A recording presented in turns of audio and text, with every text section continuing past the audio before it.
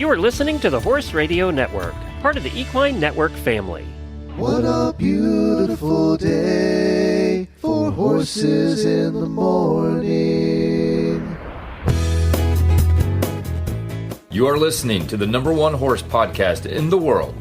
Here's your entertaining look at the horse world and the people in it.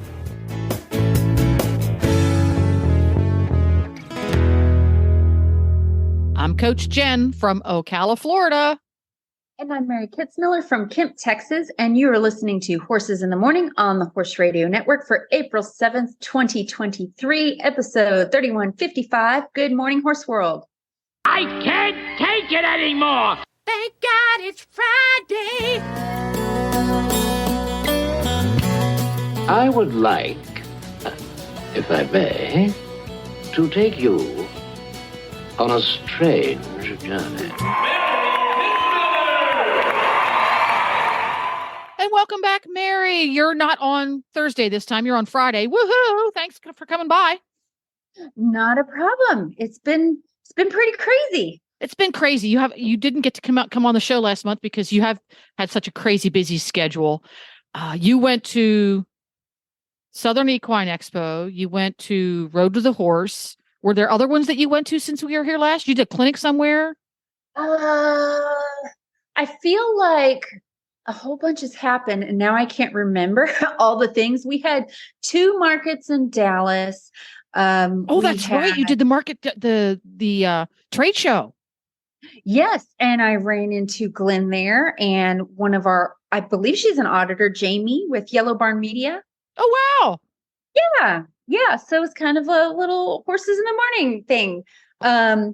So did that. And then, this in March, traveled to Tennessee and Kentucky for 2 horse events. There was the Southern Equine Expo was the first one we hit. And then we went over to Road to the Horse, which was incredibly fun and exciting. Wow. Now how close together were those two events? It was back-to-back weekends. So it actually worked out perfectly, but also I'm still exhausted. Wow, because you did the trade show, which is exhausting because you're there right both there. Of them, yeah. We had a booth at both of them, which was really. Yes, my mom's a saint because she worked the booths pretty much by herself while I flitted about doing my horsey stuff. Well, explain to everybody what the trade show is and why you were there. Okay, so at the Southern, so are you talking about the market or the market? Expos? The market. Oh, okay, yeah. So that was it's WISA in Dallas. Yeah, it's in Dallas. Yes, Dallas Western English Sales Association. Yes.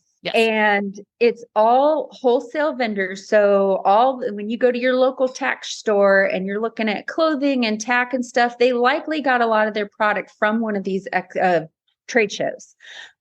So all the people, all the Western stores and other kind of Western event people show up, and that's where they buy their tack and they buy their cool t-shirts and hats. And my mom and I make artwork, like really cool Western cowgirl artwork. And then we also make our own Western-y cowgirl themed jewelry. So we had that there. And it was a lot of fun. Very busy, very, very busy. So there are, I want to say 1,000 or so vendors there. It's a crazy experience to be there. Now, do you do the trade show annually, or do you go every X number of years? We have actually just started doing these again. So we've gone the last 2 years in a row, and it's very filling the orders for it takes up a good chunk of our year, pretty much. Right. Because all the tack shops, what happens is as a tack shop owner, you go in there and you place your order oftentimes for the entire year. Mm-hmm. You can, I'm going to have a shipment in the first quarter, a shipment in the third quarter, that kind of thing. So it's a big, big deal for both vendors and tack shop owners. So I'm glad it was a great show for you and your mom. And then did you pack up and go home before you headed over to the Southern Equine Expo? We did, because I think we had, I feel like I did stuff in February. I feel like I've been busy since Christmas ended.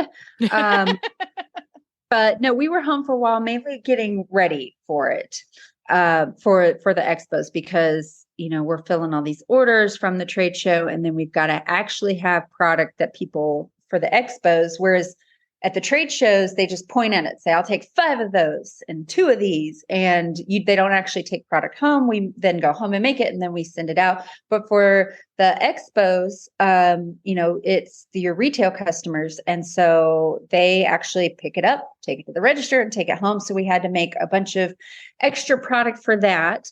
And we left for that like March 14th, I think, for the Southern Equine one.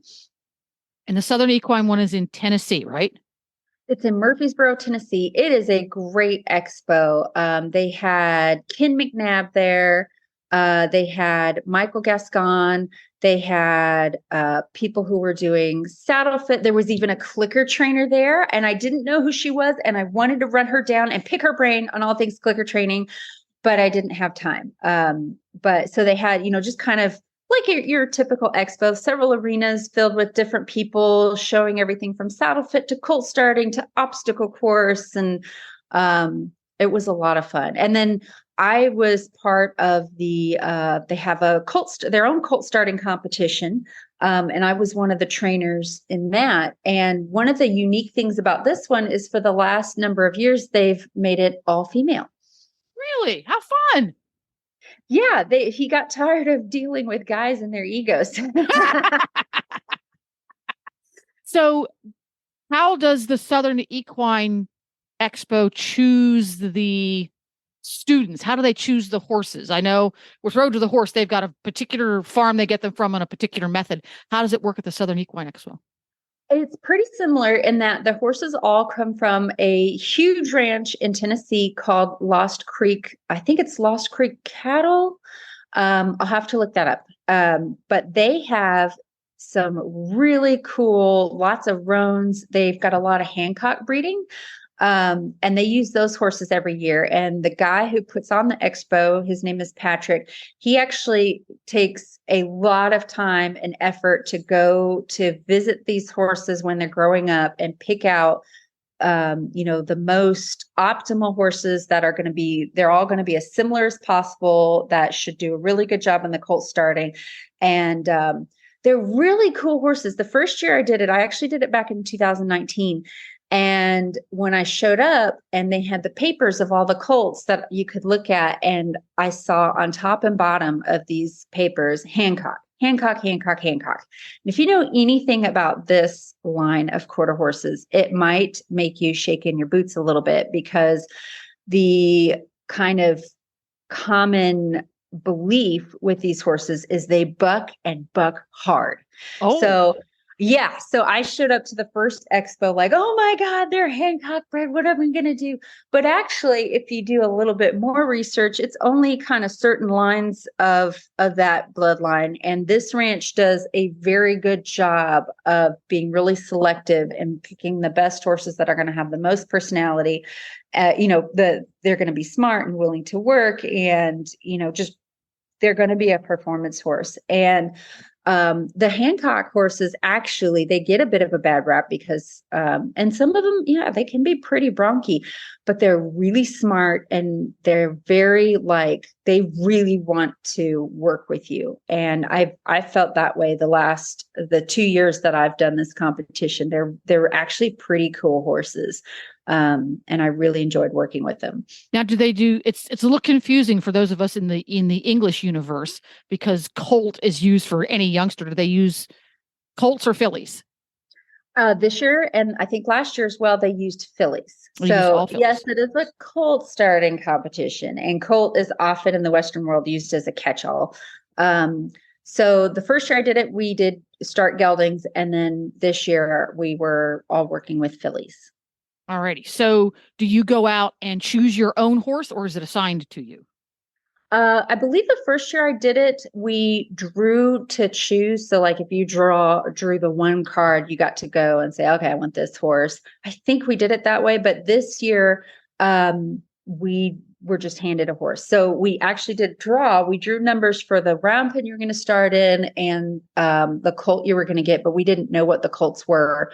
And so I drew 3 and they said, okay, this is your colt. She's in the last stall over here. So it was pretty random. We did not get to choose. And I think that can be a good thing, because then afterwards you don't have well, I didn't get the best pick, or I didn't get the one I wanted random. to work with. Yeah.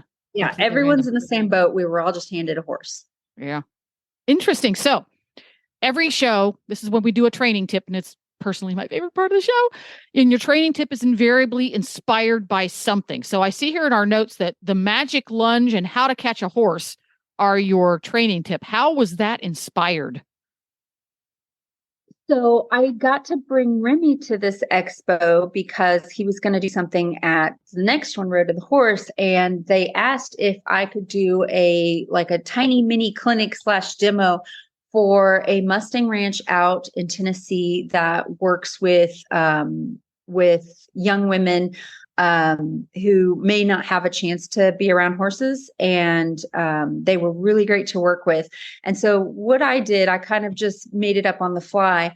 Remy had been locked in a stall for the last day or two because the weather was really bad and there weren't a lot of arenas open. So he was itching to get out. So what I did is I took him over to the arena where we were going to do the demo, and I let him run around real quick. And because he was full of energy, I thought, okay, this would be a great opportunity to work on let's get his attention and get him hooked back on.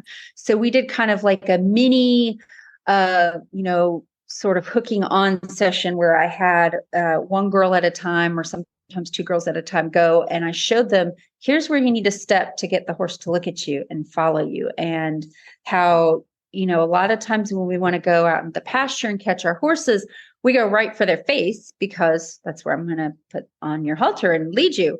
And oftentimes that can make them turn away and leave us. And if you're working with a horse that's never been touched or minimally touched, that can be pretty threatening for them. That's or if you're working with a horse that is over threshold, for example, he's been stuck in his stall, he's in a new place. Oh my gosh, this is So even if you have a horse that's typically pretty darned easy to catch, you can walk right up to his face. Or a horse, for example, that has gotten loose and it's running around, so it's way over threshold. The typical thing that you would do to go catch that horse because he's Mr. Nice Guy might not work. Exactly. Yeah. Coming at them head on can be a lot of big energy for some horses, and it'll make them want to turn away. And then, we have this vicious cycle of we're trying to run them down and they don't want to be caught. And and it's something that I developed my own version of it over the years with working with Mustangs, because one of the biggest challenges I had when I very first started training Mustangs was getting that first touch and that first contact and getting them halter broke.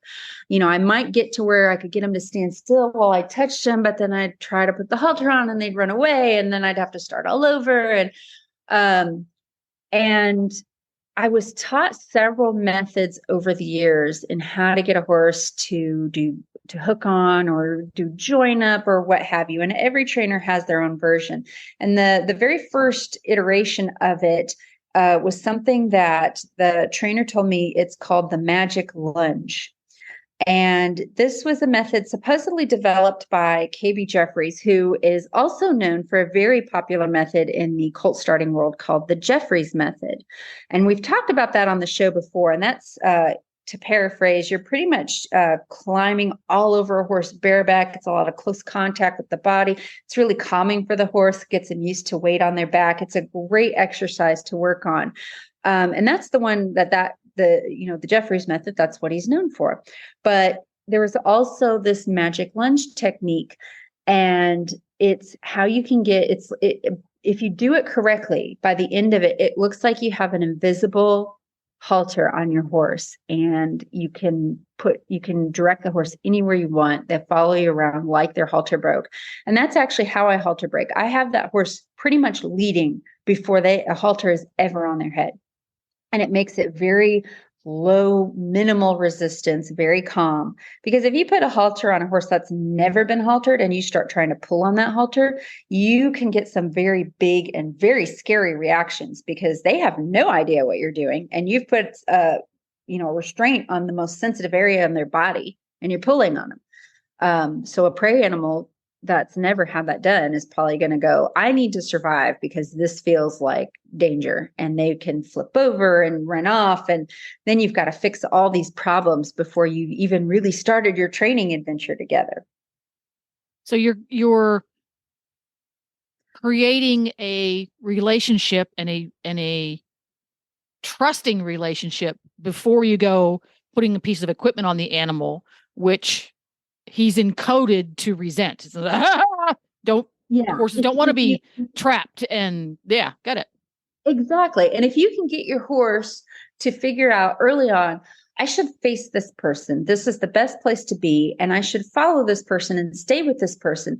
Then when you put the halter on, you don't have to do everything with the halter. You can start slowly putting a little pressure on the halter as the horse is already following you. So it's not this big, scary thing. You have told the horse through several steps, this is what I want to happen. I want you to be with me. I want you to follow me around. And then when you add the halter, you can still have them pretty much following you around at liberty, but every so often I'm going to lift the rope and direct your nose this way. And it's very gentle.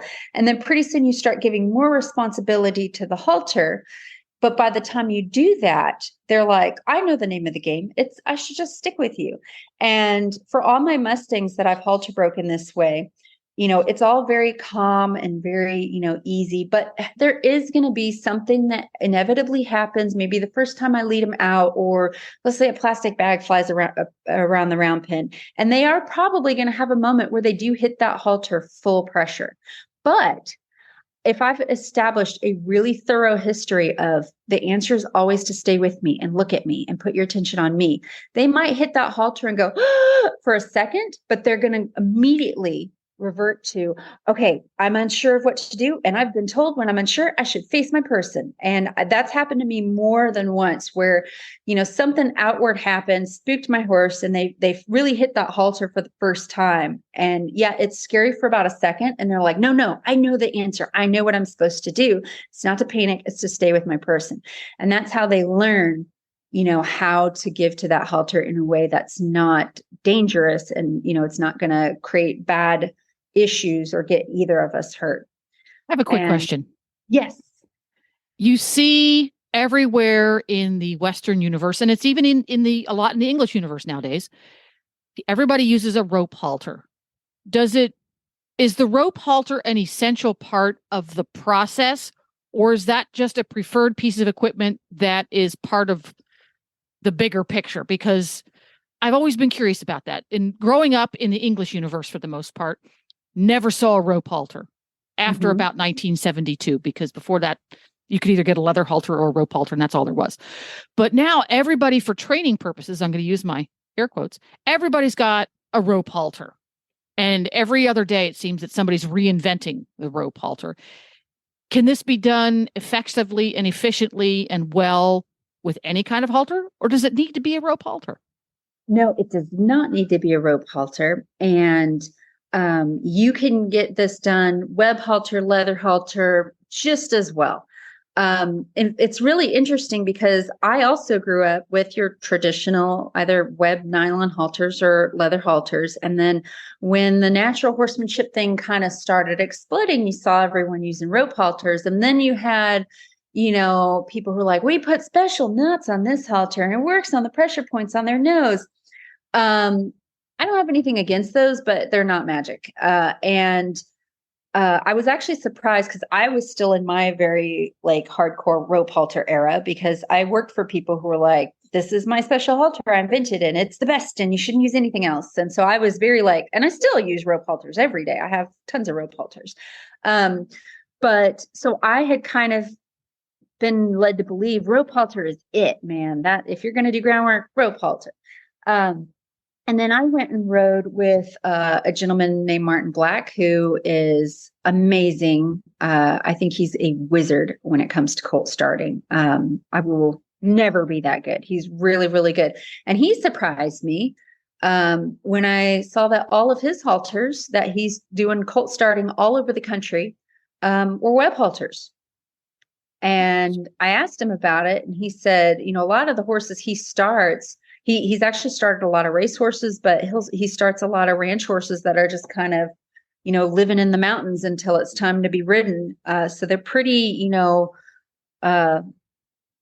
pretty much a blank slate as far as horses go. And he said he actually prefers the web halters because his horses are so sensitive that he starts, that he thinks it's much more supportive. And even a horse, barring a horse that's like had some serious issues with running off with people, a web halter will work on any horse.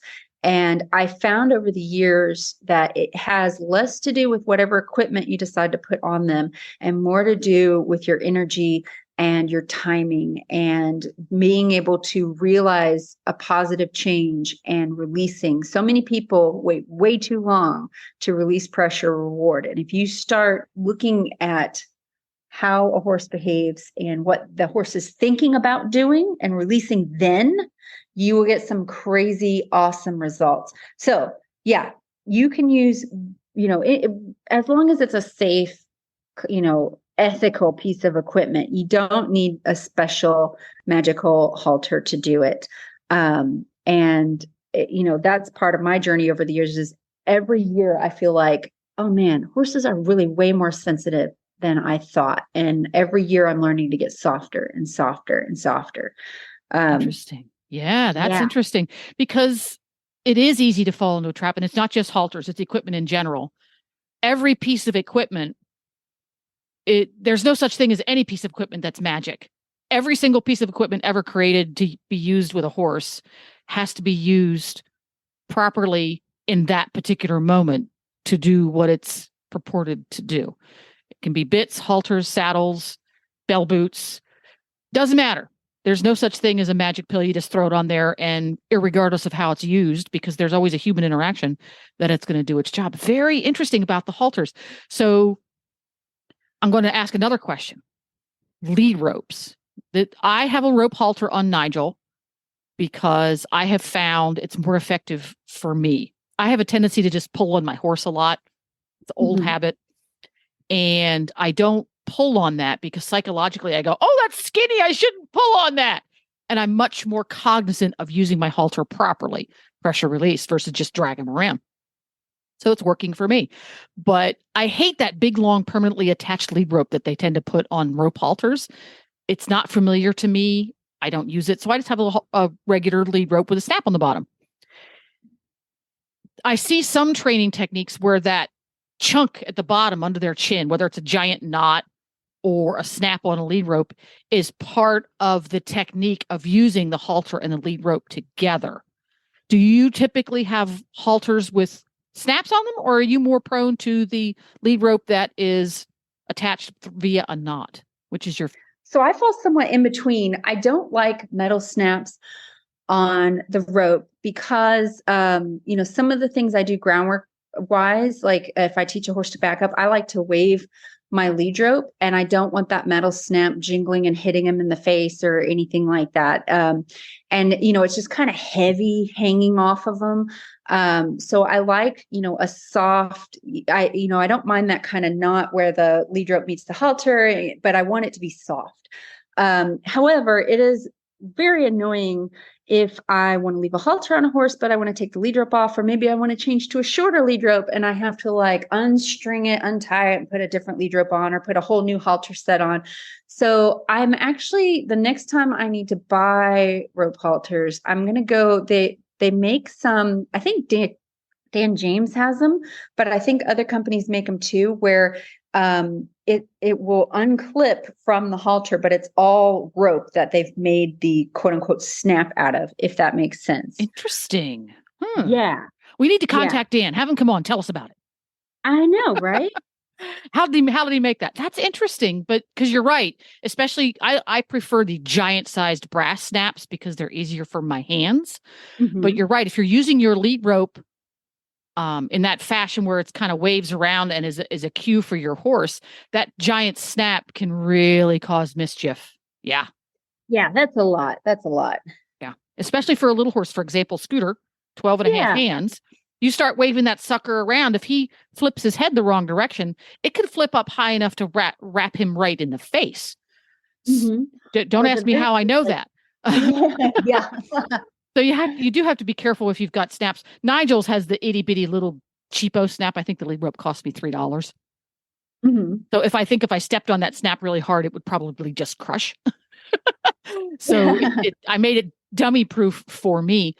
That's interesting. So circling back around to how to catch your horse, we're going to set up a scenario. Horse is out and about in the field, typically easy to catch. You just walk up to him and put his halter on, or walk up to him and grab his halter. Today, he's not that horse. What is the process we should go through to teach ourselves how to catch a horse properly? So let's say it's out in the field and maybe you haven't done any kind of like join up or hooking on work in a round pen or smaller area. There's a horse out there, you got to catch it, won't be caught. What I will do for that particular scenario, I will use a method called walking down, where I will walk to the horse. I'm not going to try to hide anything. I'm not going to be too aggressive, but I'm not going to be too sneaky. I may try to kind of go side to side to get their attention and looking at me. But if they're turning away and they're like, nah, we're done, then I will actually just fall in behind them and walk behind them. And if they take off running, I will just keep walking. If they go to the other side of the field, I'll just take my time getting over there. And if, they might run back and forth a few times, but it really doesn't take that long. I'll just start walking behind them. What's going to happen after some time? And this is like a very watered down version of Monty Roberts' join up. When you have the luxury of the round pen, you can get things done a little bit faster. You can be a little bit more assertive. But if the horse is out on 300 acres, they know they're on 300 acres. They're like, I know you can't do much. So it's the same kind of idea, but it's just really watered down.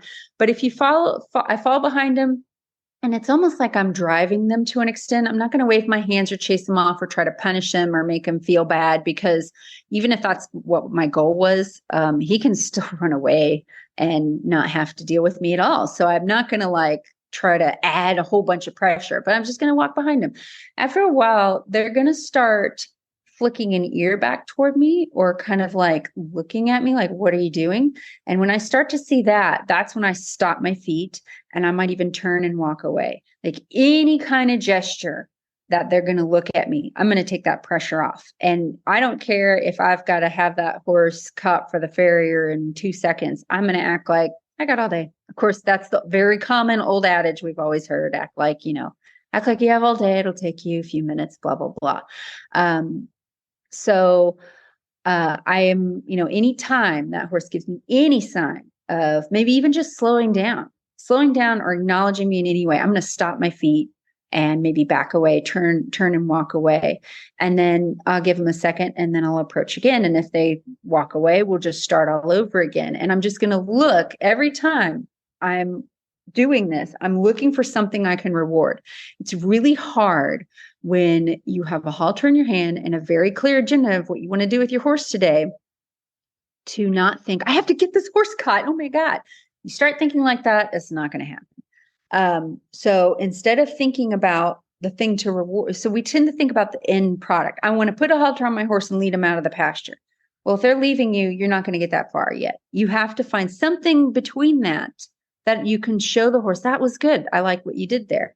And I just keep doing that over and over. Walk behind them if they're walking away. And anytime they acknowledge me or face me, look at me, I'm going to release pressure. And it feels like it'll never happen. But if you do this enough, eventually that horse is just going to go, okay, and you can catch him. But you can have more success if before you get to that point of your 300 acres and your horse is clearly not wanting to get caught. If you work on this in a smaller area, like a round pen, or I actually do it in my square arena. I like the square because The horse has some area they can go to the corners. I want him to get in the corners and kind of try to escape me a little bit. I think a round pen is very valuable and I love round pens, but in a round pen, I don't think the horse ever really feels like they have the choice to leave. Totally. Because, they're always just going around and they're very close contact with you. So I really like my little 60-foot square pen, and I have an 80-foot square pen, which works as well. But so I'm going to work on the horse in a smaller area first as part of our training. And what I do in that case is I establish, what do I want to happen first? If you are working with a horse that's halter broke, it's very easy to want to skip all the other steps and just put a halter on them because they'll probably let you. But if you're working with a Mustang and you're not going to be able to walk and put a halter on, you have to figure out, how can I lead them to the understanding that a halter is going to be okay? So I have to establish, well, what do I want to happen first? Obviously, I can't get the halter on them. So the first thing I want that horse to look at me, no matter where I'm in the pen. If I walk into the pen, they need to be looking at me. And that's what I get to happen first. So how I get that to happen with a Mustang, it's often as easy as just clapping my hands, because a Mustang does not want to take their eyes off of you. They're like, what are you about? Are you going to kill me? They really want to look at you because they feel if they don't look at you, maybe you'll chase them down or something. They don't know. So it's actually very easy to get a Mustang to look at you. If it's a horse that's very used to your presence and they don't really care that you're in the pen with them, I may have to drive them forward a little bit and then step out in front, or maybe I'll step side to side and kind of cut them off. And one of the times when I'm doing that, they're going to turn in. Usually it's just a coincidence that it happens, but as soon as they turn into me, I'm going to back away. I may even leave the round pen if it was really challenging to begin with. I want to do whatever I can to show the horse looking at me is good.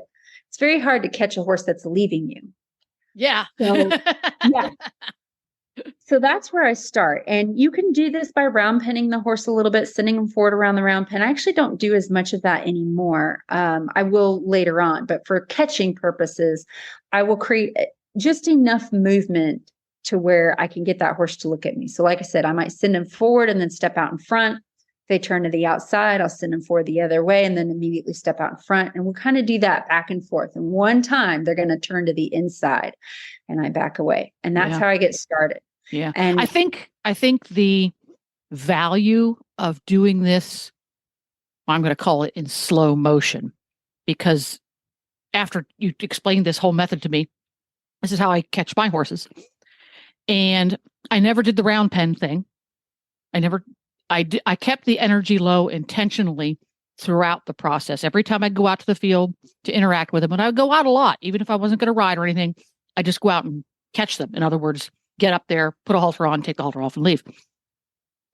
And I intentionally just approached the horse at an angle so that they saw me and they had a choice. They could either turn towards me and come to me or not. And if they chose not to, I would, as gently as I possibly could, as using my body language, to tell them to move away from me. You have a choice. You can either come towards me or move away. You chose to move, not to come towards me. Like, okay, shoo, walk. Well, they're out in their pasture relaxing all day. They don't want to walk around. They want to eat. Mm-hmm. So it's very motivating for them to turn and come towards me. Keep walking. And the moment there was any indication in their body that they were looking towards me instead of towards the next blade of grass, okay, you don't have to walk anymore. And it didn't take too long of just doing that they both got the hint that when I come out to the field and I approach them as if I was at about a 40-degree angle, oh, there's the human. I may as well just come over. And it doesn't have to be a high energy thing. It can be. Sometimes it needs to be, but it doesn't have to. And you don't have to have any pen at all. So, yeah, they want the path of least resistance. They're like us. I don't want to work any harder than I have to. They want everything to be quiet. They want peace as much as we want peace. The problem is our wires get crossed. It's not because the horse doesn't think I'm the alpha or he's showing me attitude or he's being disrespectful. He's trying to do what's in his best interest, and that's to survive. That's to find safety, comfort, and food. And if I can show him that I can provide those things, I can make you feel safe. I can make you feel okay and comfortable. And, I can provide you food as well. They want to work with us. Most horses, especially our domestic bred horses, they really want to work with us. So if things aren't going right, it's on us to reevaluate. Okay, how am I presenting this to them? Maybe I need to change what I'm doing. It's not about the horse saying, "Oh, I don't think you're the alpha, so I'm going to disrespect you." That's honestly, it's a load of malarkey.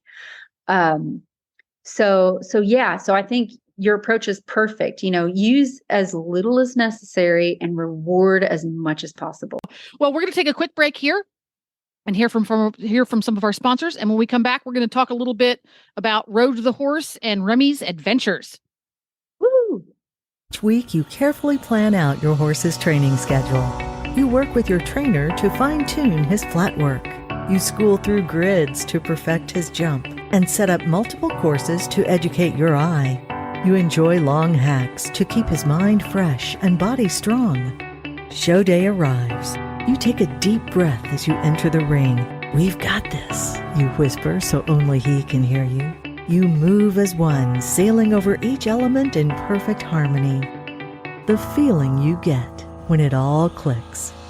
It's why we do what we do. This feeling is brought to you by Joint Armor. Joint Armor's complete formula provides your horse with the nutrients necessary to support healthy joints throughout his lifetime.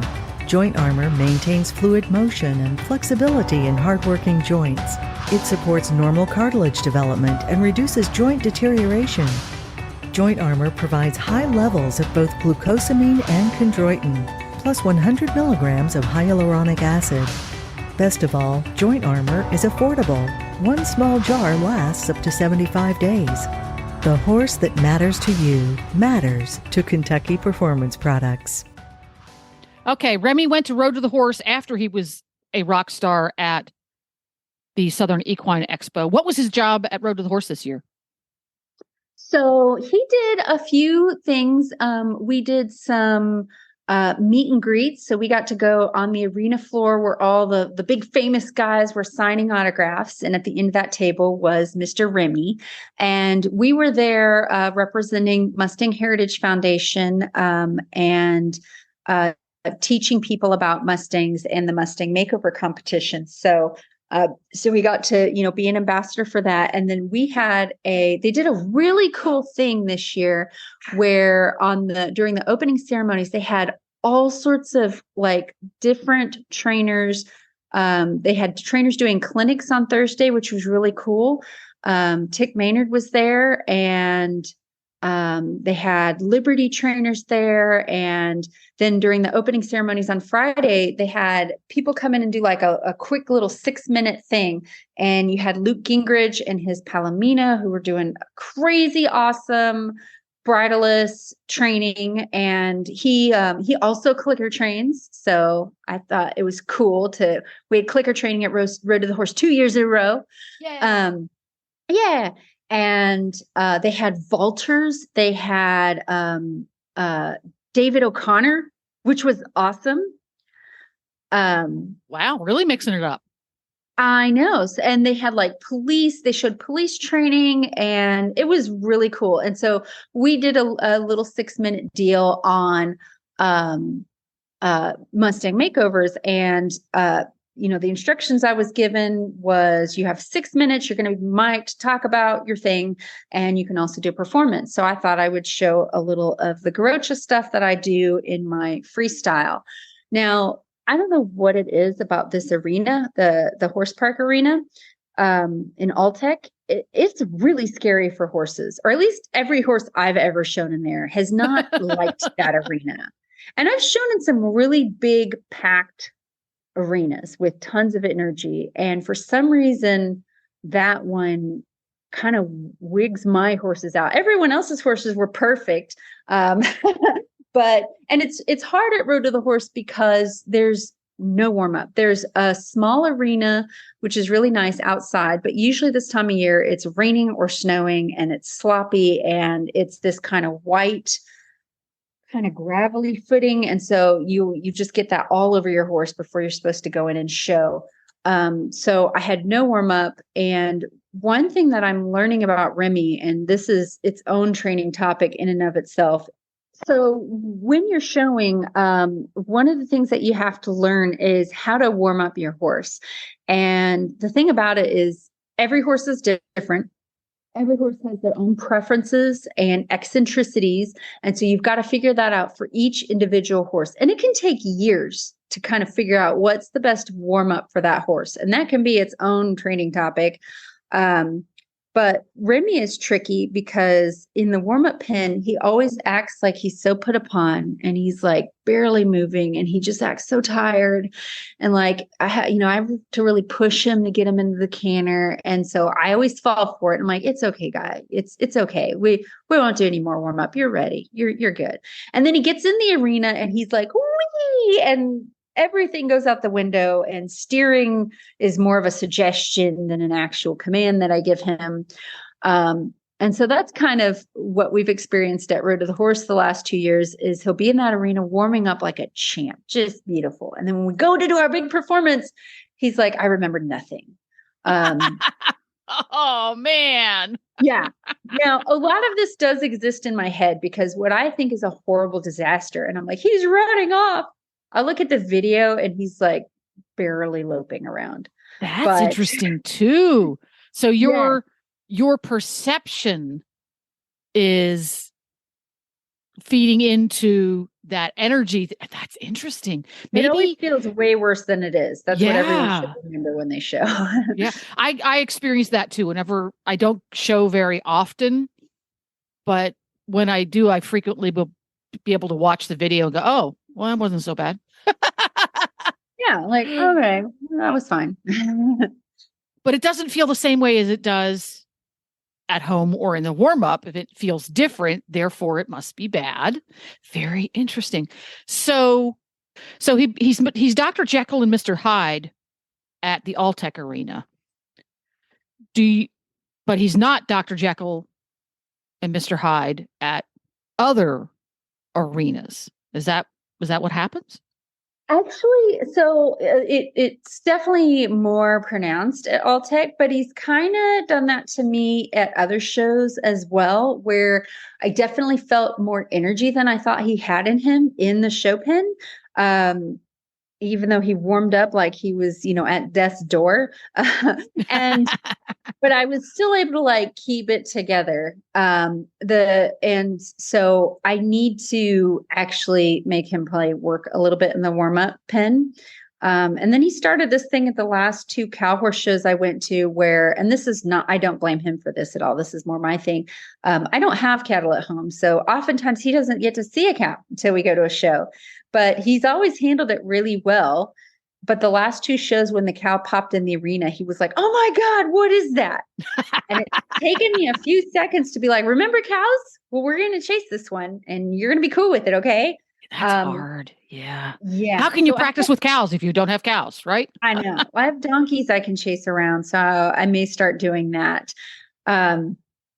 But yeah, so he does it at other events too. It's just not as bad. And I had, I was auditing a clinic by Annie Chance, who is like a multi-champion extreme cowboy race winner person. She's really talented. She's been the Calgary Stampede doing all that. And she was saying when she warms up, she works that horse until, they have, a decent amount of sweat on them. Like, when I don't know if this happens as much with English horses, but Western horses, when they're working and they're sweating, they'll have like a little line of sweat that comes down from the saddle pad around the flank area. And for her, that's her marker. Like, okay, you're warmed up completely. Cause she mentioned in the clinic that she's had horses that did the same thing, acted like, kind of cool and chill and maybe a little pokey and lazy. So you're like, oh, I don't want to overdo it. And then they get in there and they're like, wee, I don't remember anything.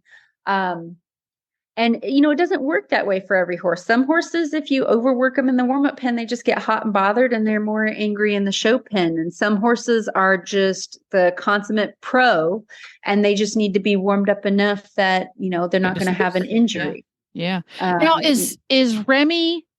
does Remy have things that you do with him that kind of light him up? For example, with Nigel, if I want to light that horse up, believe me, it doesn't take much. All I have to do is 3 turnbacks, and he becomes a time bomb. Just 3 turnbacks, that's all it takes. And he's even more sensitive than normal, because typically he's the kind of horse that if I want to trot, I think the word trot and we're trotting. So if I want to make him even more than that, a couple of turnbacks does the trick. Does Remy have things in his repertoire that really light him up? See, that's the tricky thing is when he's at home or when we're in the warm-up pen, he is not a hot horse. In fact, most of the time I am saying, hey, I asked you to do this. You should do it right now. And he's like, okay. So there's nothing I can like do training wise to kind of get him all revved up. Ooh, we need to find things that get him revved up. Well, the one thing that kind of gets his interest and gets him like, ears perked forward and his eyes are all sparkly is when I break out the cookies and I start doing a lot of clicking and treating. Then he's like, oh my God, let's do this. Interesting. Yeah. And I haven't figured out yet if doing more of that at a show is better or if it's just getting him over aroused and riled up. So it's going to be my detective mission this year to figure out the perfect warm-up that will make him show. That's hard to do too, because you waste a lot of entry fee money doing that. Oh my God, you just have to go to competition after competition after competition and keep experimenting and taking notes and experimenting and taking notes. And it costs a lot of money and it's very frustrating. I had a trainer once tell me that it takes 5 years to learn how to show. And that's very true, probably longer, because training is one thing. Showing it's like 2 different disciplines. It is. It's 2 different skill sets. Absolutely. Exactly. Absolutely. I'm getting better at training. I still suck at showing. Yeah. And there's all sorts of little, I don't want to say tricks because it's not like you're cheating or anything, but little things you can do, like I had for the reining, a lot of times the pattern calls for you to walk to the center and maybe start the pattern with a spin. And your horse could be spinning like $1 million in the warm-up pen or at home, but that's when you're telling the horse, we're going to spin now and we're going to work on spins for half an hour. So the horse is like, yeah, spin, spin, spin. Now take the same horse and he's in a strange arena and we're walking to the middle and there's, crowd full of people and judges and chairs and stuff. And you stop them in the middle and you say spin now. And a lot of horses are not in spin mode. They're like, wait, what's that sign on the arena? Why are there people in chairs? Why is everyone in here? And you need them to spin like right now. And so, you don't find that out till you get to the show and you ask for a spin and your horse is like, what? I don't know. I have no idea. Even though he was just spinning perfect in the warm-up pen. Yeah. And it works the same way in English disciplines. That famous trot down the center line, halt at X, and the horse goes airborne. And I always used to be so frustrated because I did a lot of retrain the horse in a previous career and then sell him on. Well, you trot down an X and you halt and you salute. And you have these little short dressage tests with 12 movements maybe, and they'd take 3.5 minutes. By the time the horse got used to being in the arena, the test was over. Exactly. So it's that same thing. So one of the things that I started doing with Nigel, because he is so lit up when he's away from home, is practicing not the test necessarily, but doing a lot of schooling sessions as if I was riding the test. Warm up, ride the test, done. Warm up, ride the test, done. And I didn't do the test I was actually going to compete at because otherwise the horses memorize it, and that's not so great because they anticipate things. It doesn't come out so well.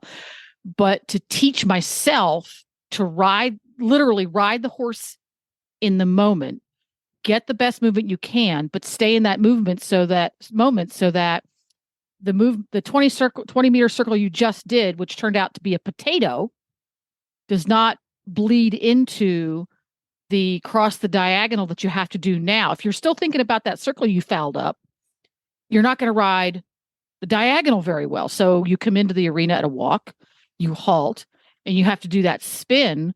Part of that skill set is, okay, the spins didn't go as I anticipated, but I've got to ride the horse I've got at this exact moment.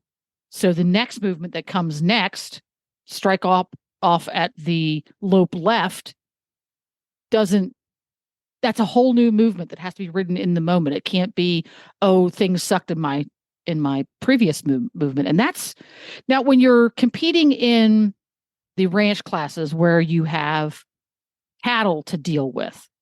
How does that work? Because you can't anticipate what the cow's going to do. How do you deal with things aren't going well in this particular moment? I need to get them better when you've got cows.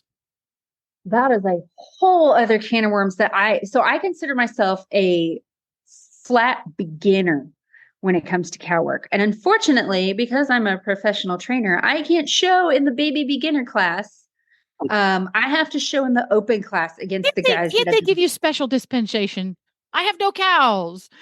I know. The only thing I can do in this particular event is I can show in a class that's called the level 1 open, which is still, you are a professional, you must show in the open, but you're not like one of the big guys who wins everything. It's based on earnings. Like, so if I've only won $50, I should be able to be exactly, which is exactly, I think, what my earnings are at the moment in that event. But you're still competing against really good people, because a lot of there's like youth kids that have been doing this forever and kicking everyone's butt, and they show in the open just for fun. And then there's me, who doesn't know what the heck I'm doing in cow work, and they're kicking my butt all over the place. So it's still extremely competitive. So there's a lot of stuff in the cow class. You're dealing with 2 live thinking animals at the same time, and you have to read that cow as well as you can read your horse. And there's things that I've picked up, like if your cow comes out and his tail's ringing and he looks like he's just going to run and run and run and run. In the first part of your cow class, you're supposed to box the cow, which is you're just holding the cow at one end of the arena, and you're showing, my horse can keep this cow on this side of the arena. And that's a great way, if your cow comes out and he's hell-bent for leather, to stay back off the cow, and you work him in that boxing portion of the pattern until that cow's like a little tired, because then the next thing you're doing is you're running that cow down the fence, which is really fast. And if that cow is like on fire, it's going to be really hard for your horse to keep up and catch him. You got to run him down the fence and turn him on that fence both ways. So you're running alongside the cow, and then you dive in front of the cow and cut him off, make the cow go the other way. Then you got to do it again at the other end of the arena. So there's a lot of things with positioning your horse. Maybe your horse isn't so fast, or maybe he's not so cowy, so you want to stay back off of the cow.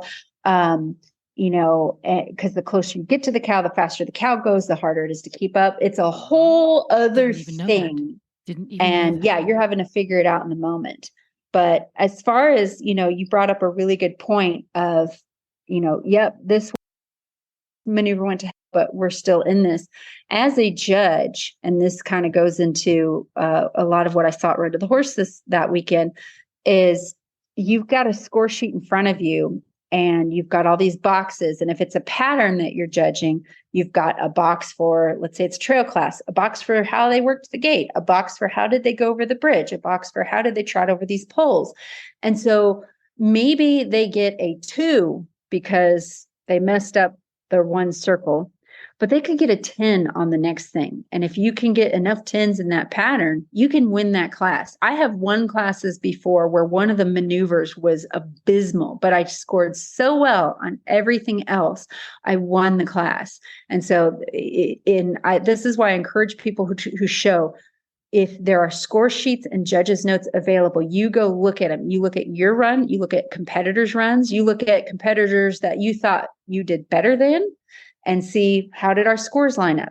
Or you look at competitors that won the class. I like to look at the class winners a lot. Like, what's the judge scoring? And I watch their run, and then I go look at that competitor's scorecard, and it helps me see, okay, this is what I need to do.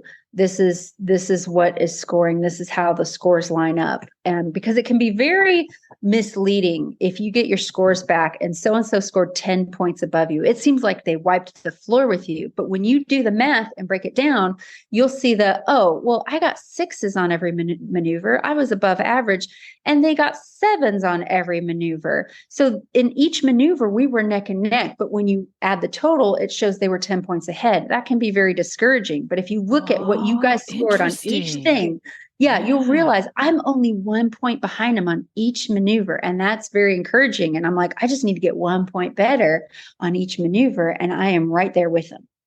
Interesting. So I'm just quizzing you about all sorts of things showing today. This is not where we thought the conversation would go, but here it is.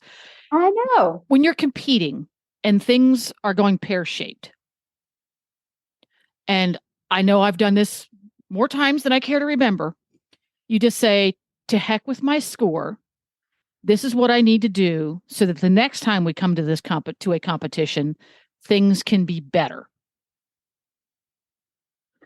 Yes. For example, the last time I showed Nigel in a dressage show, I got to, okay, bell rings, time to start the class, was riding around on a hand grenade with the pin pulled out. Okay, I'm going to stay on. If I have to literally walk every single movement in the test, that's what I'm going to do so that when we leave at the end of the test, Nigel can say, oh, that wasn't so bad. Because when he's exploding is when things, that's when he's over threshold and life sucks for him. Are there circumstances under which you're at a competition with any given horse where you're just going to say, whatever the score is, doesn't matter. I need to do certain things. And what might those certain things be? Yes, absolutely. And we saw, if you watched any Road to the Horse, we saw 2 examples of that where both competitors, it was Guy McLean and J.R. Robles, both decided at different points in the event, you know what? It's more important for me to keep this horse in a good frame of mind.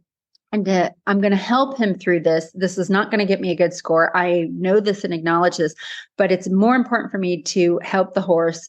In Guy's case, he was helping the horse get through the obstacle course by leading the horse, which I don't even know if you get a score for that, probably, but it's not going to be very high at all. And in JR's case, where his horse just said, I'm done. His horse gave everything he could and then said, I can't do it anymore. And JR said, okay. And we see that not just with colts in a colt starting competition.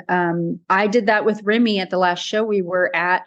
The cow class was not going well. And, even if I'm doing really well, but I hit something and I see that it's going to be more important to keep my horse mentally sound so he can show up another day and do well, I will totally throw that class and help my horse. Now, that doesn't give you leave to, or get after your horse or do anything like that, or spend 10 minutes holding up the whole show so that you can do a certain thing with your horse. In my case, I just pulled Remy up. I backed him up a couple of steps and nodded and said, okay, we're done. Left the pen, got a 0 on the pattern. And then I went to a warm-up arena and I fixed whatever issues we had. Like I said, it doesn't mean you stop the whole show so you can really train on your horse, but absolutely, if you need to get off and lead your horse through, or just stop the class and say, nod to the judge and leave and then go help your horse, in one of the other arenas, totally acceptable. And I think every one of us had to do that with a horse at one point or the other. And speaking of helping your horse, what about your saddle? Yes, your saddle. Whether you're training or riding on the trails or in the warm-up arena, there's a Wintec saddle for almost every horse and rider combination. And the right saddle certainly helps horse and rider both have a better ride. The Wintec 2000 All-Purpose is for the riders who want to do a little bit of everything. That's me. From training to fun beach days with friends, you will experience total luxury in this top-of-the-range Wintec saddle. Your horse will adore the super soft panels, which mold in and around their muscles for complete comfort.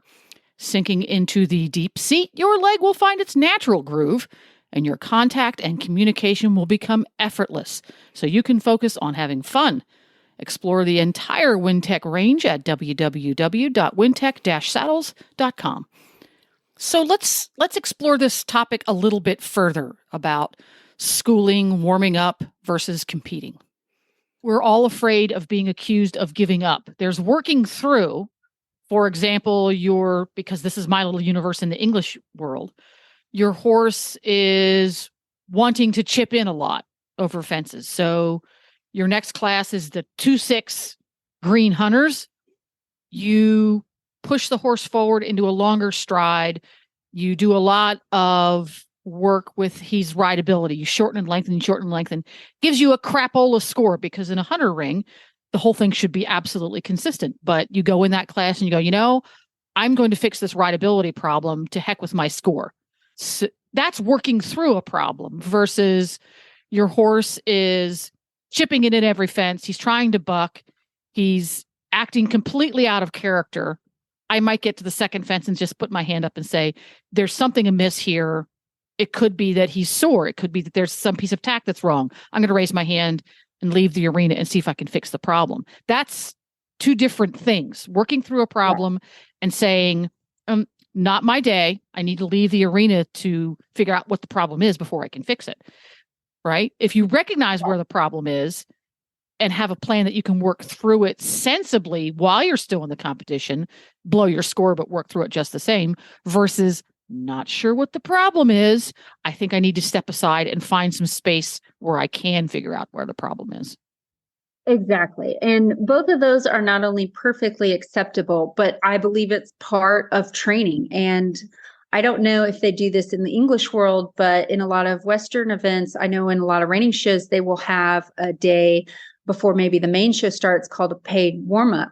So you are going in there at a time, and you sometimes they'll give you a pattern, and sometimes you just go and pretend you're on a pattern. And it's so great because you pay an entry fee and you act like you're showing. But, maybe when I walk to the center of the ring, I'm going to sit on my horse for like 30 seconds. So he doesn't think he has to jump the gun and do all these maneuvers. And then maybe I will do a simple lead change instead of a flying. So you either they've given you a pattern that you can kind of use, or you just create your own pattern, pretend you're showing, but you're doing everything really calm. And if your horse has an issue, they'll give you like 3 to 5 minutes to where you can do whatever you want to, help the horse not anticipate when they do show or get too upset. Again, you have to be reasonable. You're not going to go in there and just like wail on your horse. You're helping your horse. And it's so kind of a step up from, because nowadays you see arena familiarization. You hear that a lot. I think in your Western universe, they kind of call it opening the arena up and everybody can go in and ride around. Arena familiarization. Right. You see that a lot. Take advantage of that. But yes, in hunter jumper shows, I don't know if in the jumper divisions they do it, but in the hunter shows, you can have paid schooling where you can go in. There is a course set up and you can go in and school over it, but you're not being judged. And that can be very, very useful for pinpointing what the problem might be. If you have a horse that you're unfamiliar with, or things tend to go well in the warm up and not so well during the class. Okay, today I'm going to do my paid warm up. Today he's really feeling nappy. I need to ride more forward. Well, now you know that before your first class starts, when you're being judged. So that can be a really, really handy tool. I think people have gotten really smart about the psychology of showing, because even the best horse in the whole world, the best trained horse, never taken a misstep, you take them in an arena enough times and go fast and hard for 3 minutes and then leave. After a while, they're going to start looking at that arena like, that's the arena where we're crazy. And I'm going to start getting really hyped up. And so you have to do things like that, like, pay for that warm up where I can get my horse in there alone and we can do it slow and easy, or go to a smaller show and, you're again, still respectful of the event, but we're not trying to win this. We're just getting through this, and it's going to be calm and easy and nice. And so there's all sorts of little things you can do like that. It's part of maintaining your show horse, because it is a mental game as much as it is a physical game. Oh, absolutely. We talk all the time about the physicality of keeping our horses sound, and methods, medications, techniques. We spend millions of calories and millions of dollars on that part, but keeping the horse and the rider sound mentally, if you don't have the brain cells, the rest of it doesn't matter. Exactly. You can have a sound horse, but if he's got no brain, yep. Where are you going to be, right? Where are you going to be? Yep. Exactly. Yeah. So before we wrap up today, do you have anything interesting and fun? Of course you do. Coming up in the next couple of months or so? Any more competitions? Oh, there is something I'm thinking of doing, but I'm probably not going to do because I really need to spend time with my own ponies. But there is a Mustang show in September. This is not put on by Mustang Heritage Foundation. This is put on by a gentleman named Stormy Mullins, who it's like a makeover. It's the same format. You can adopt a Mustang from April 1st through, I think, May 31st. You just go and pick out whatever Mustang you want from the BLM and you train on it. And then there's no entry. You can just go get that Mustang and then show in September. So I'm thinking of doing it. It's funny because I talked to one of my friends who they are a storefront and they have wild Mustangs at their place. And I was like, okay, in case I was going to do this, what kind of Mustangs you got? She goes, can I interest you in one that might be pregnant? And I'm like, sold. So I'm like, well, okay, that would be amazing, but that's going to be really hard to train that horse for a competition if she may or may not be pregnant. Yeah, that doesn't sound like the best recipe. No. Yeah. My mom would totally be into it because she would love nothing more than to have a baby Mustang at the place. But so there's that. I've got a clinic coming up in June in Oregon. Tell me more about the clinic in Oregon. What do you know what the dates are in June? Yes, I'm going to pull up my calendar right now because it's like the third week in June. I believe it's I want to say it's the 24th and 25th. Haven't decided if it's 2 or 3 days yet. But it's kind of up in the Portland area. And then there's an idea in the works of doing another clinic at that facility. This would be later in the year with Shauna Karish. Oh, fun. Doing a joint clinic. So other than that, I will be doing those. And then I'm just hauling Remy to a bunch of shows at the Stock Horse of Texas Association and hoping our cow work gets a little bit better before the end of the year. Woohoo! You just need to borrow some cows from somebody for a couple of months. I know, but cows are a pain in the butt. That's true, they are. I think I'll just chase my donkeys around. They're going to be thrilled about that. So people who want to follow along with you, see about your clinics. Do you put your clinic dates and stuff on your website, I hope? No. Mary. I'm going to, I know. So I have this thing called ADHD and it makes it a little difficult, but I promise I will. Put it up there. So there's one in June. Everybody, Hester Mary, email her, message her on Facebook, post on her Facebook page, Mary Kitzmiller. Is it Mary Kitzmiller Horsemanship, right? On my Facebook page, yes. Mary Kitzmiller Horsemanship. Go over there, like and follow. Post on there that you want to know about her clinic in Oregon and force her to put the information up. Be the squeaky wheel. It makes me want to fly to Oregon. Oh, that would be fun. To see Portland anyway, right?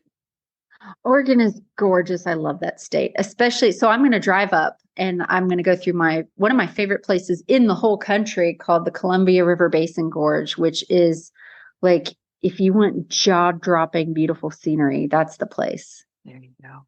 And if somebody wants to hire you to do a clinic in their part of the country, they can just contact you through your Facebook or website? Yep. There you go. Facebook would probably be the best. There we go. Yeah, she's always on Facebook. That's how I call her. That's how don't bother emailing her. Oh, yes. All righty. Well, there we go. That's all for this time around. And you're going to find all of the notes on today's topics at horsesinthemorning.com. Horses in the Morning is also where you're going to find us on Facebook. On Twitter, we're Horse Radio. And if you haven't done so already, go on over to your favorite podcast player, probably the one you're listening to this show on, and search Horse Radio Network. We have what we call the All Shows feed. All of the shows on the Horse Radio Network, and there are tens of thousands of them, are all on the same feed. So you can press one button and get them all. Ta-da! So do that today. And we'll be back again next month with more from Mary. Yep, it'll be fun.